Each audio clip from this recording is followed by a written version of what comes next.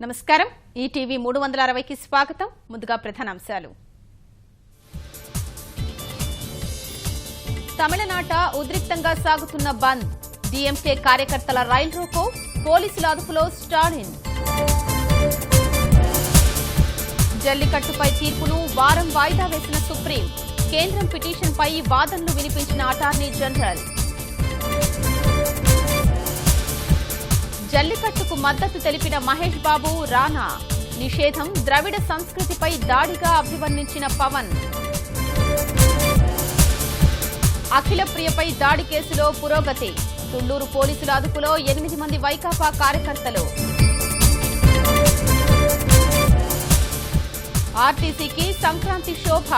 వారం రోజుల్లోనే 124 కోట్ల ఆదాయం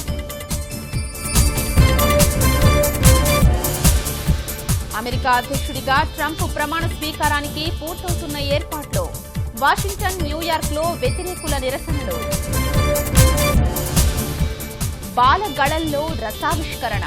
వివిధ కళారూపాల్లో అలరిస్తున్న చిన్నారులు